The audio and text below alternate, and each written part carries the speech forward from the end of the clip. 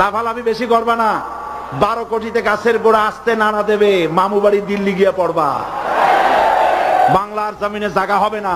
এই চট্টগ্রাম থেকে স্বাধীনতার মহান ঘোষক প্রেসিডেন্ট জিয়াউর রহমান সাহেব দিয়েছিলেন, এই চট্টগ্রাম থেকেই ইসলামী রাষ্ট্রের ঘোষণা হবে।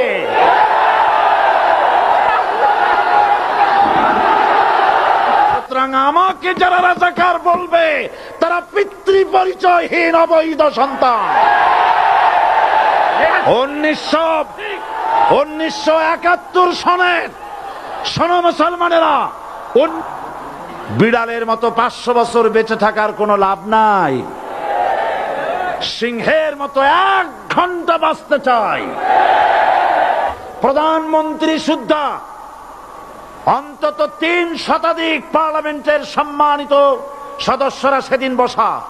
1997 সনের বাজেট বক্তৃতা যখন আমি করতেছিলাম, ডক্টর কুদরতে খোদা, নাম রাখছে কুদরতে খোদা, আসলে গজবে খোদা। এ লোকটি নাস্তিক, ইসলামের চূড়ান্ত দুশমন।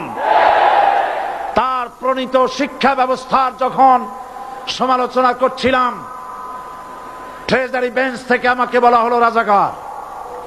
আমি আমার সমস্ত শক্তি একত্রিত করে বলেছিলাম, শুধুমাত্র হিন্দুস্তানের রাজাকারেরাই আমাকে রাজাকার বলতে পারে। আমি বলেছিলাম 1973 সন পর্যন্ত আমি বাংলাদেশের কোন রাজনৈতিক দলের নেতা এবং কর্মী ছিলাম না। আমি রাজাকার নই। আমাকে রাজাকার বলে যদি তাকেও প্রমাণ করতে না পারে 10 কোটি টাকার মানহানি মামলা দায়ের করব। আমার এই বক্তব্য সারা দুনিয়া শুনেছে, পার্লামেন্টে আমার এই বক্তব্য রেকর্ড হয়ে আছে।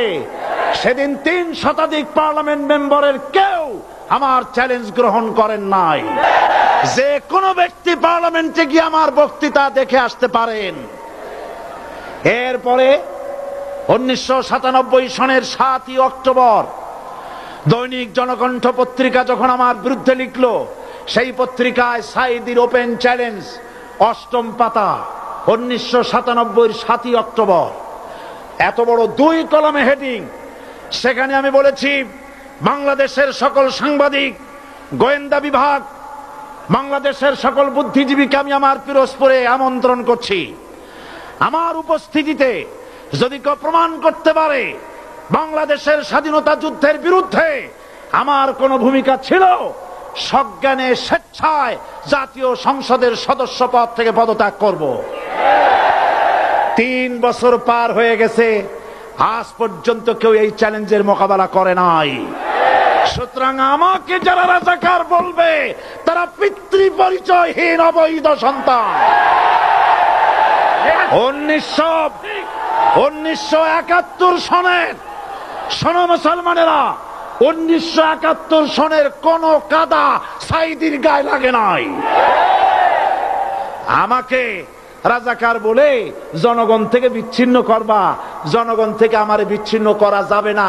কারণ এই জনগণ আমার জন্য আসে না, এই জনগণ আসে আল্লাহর কোরআনের জন্য।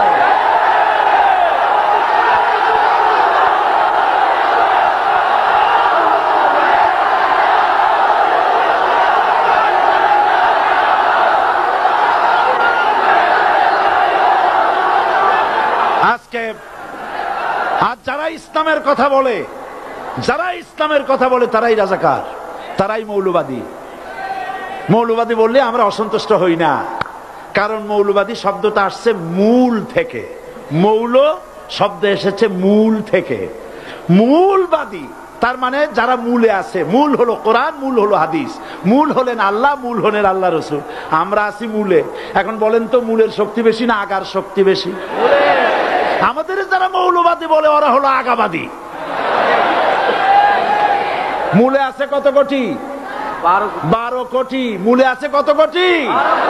আর আমাদের যারা মৌলবাদী বলে ওই থাকো গাছের আগায়, আমরা মূলে।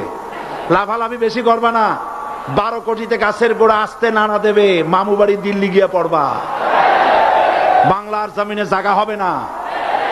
এ কথা বিশ্বাস করো।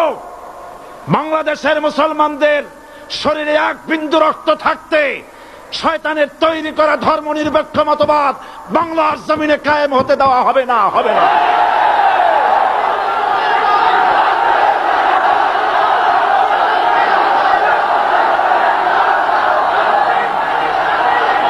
রাসূল করিম সাল্লাল্লাহু আলাইহি ওয়াসাল্লাম কোরআন প্রতিষ্ঠার জন্য আন্দোলন করেছিলেন।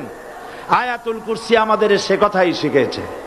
আল্লাহ রাব্বুল আলামিন বলেন, আল্লাহু লা ইলাহা ইল্লা হুয়াল হাইয়ুল কাইয়ুম। প্রাণ খুলে পড়েন, আল্লাহু লা ইলাহা ইল্লা হুয়াল হাইয়ুল কাইয়ুম।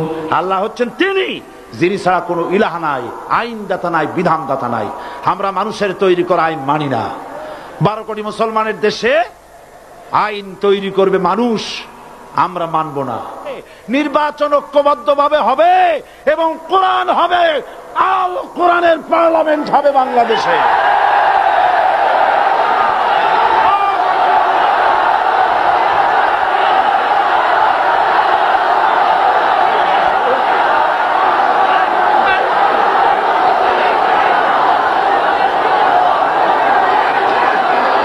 চট্টগ্রাম থেকে স্বাধীনতার মহান ঘোষক প্রেসিডেন্ট জিয়াউর রহমান সাহেব দিয়েছিলেন।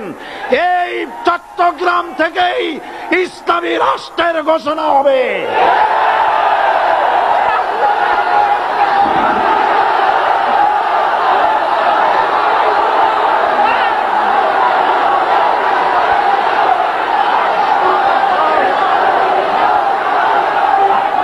আমি আশাবাদী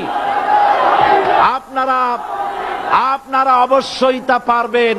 আমি 100% বিশ্বাস করি ইনশাআল্লাহ। কারণ যে ষড়যন্ত্রের মোকাবেলা করে স্থানীয় রাজনৈতিক দলের নেতৃবৃন্দ কোরআনের মাহফিল সিনায় এনেছেন, আমি প্রথম দিনই বলেছি চট্টগ্রাম তাফসিরুল কোরআন মাহফিল কোন রাজনৈতিক দলের প্রতিনিধিত্ব করে না।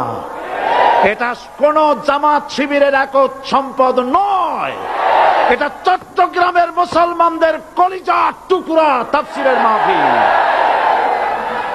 সুতরাং 144 ধারা 288 হয়ে গেছে, ষড়যন্ত্র পায় পায় চলে গেছে। আমি ওই সব ছেলেদের বলি, সরকারি দলের ছাত্র হইয়া মুসলমানদের বিপক্ষে যাইও না। এদেশের ভাট আমাকে কথা বলতেই হবে ইনশাআল্লাহ। কারণ আগামীতে আবার আপনাদের সাথে দেখা হবে কিনা আমি জানি না, কথা বলতেই হবে। বসেন, কেউ দাঁড়িয়ে থাকবেন না। আমি দেখতে পাচ্ছি বাংলাদেশের ভাগ্য আকাশে উত্তর গগনে কালো মেঘ জমা হয়েছে, ঝড়ের পূর্বাভাস লক্ষ্য করছি। যদি মোকাবেলা করতে না পারেন সক্ষম ভাবে, এমন অন্ধকার গাঢ় কালো অমাবস্যার রাত আসতে পারে যার সুবে সাদেক হওয়া অসম্ভব। সুতরাং আপনারা কি কাপুরুষের মতো কাফের মুশরিকদের গোলামি করে মরতে চান? বিড়ালের মতো 500 বছর বেঁচে থাকার কোনো লাভ নাই। সিংহের মতো 1 ঘন্টা বাঁচতে চাই। আমাদেরকে বলা হয় সাম্প্রদায়িক উস্কানিমূলক কথা নাকি আমি বলি। পত্রপত্রিকা দিছে না তারা, সাম্প্রদায়িক উস্কানি কথা।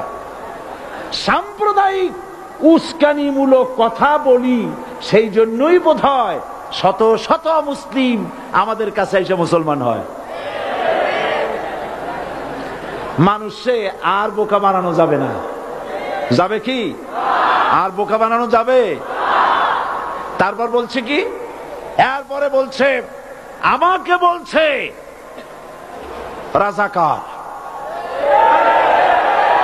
শুনে রাখো চট্টগ্রামের লক্ষ লক্ষ জনতা, পার্লামেন্টে যখন আমাকে এই কথা বলা হয়েছিল, আমার পার্লামেন্টের কলিগ জাফরুল্লাহ চৌধুরী সাহেব বসে আছেন এখানে, হ্যাঁ জাফরুল ইসলাম চৌধুরী বসে আছেন পাশে।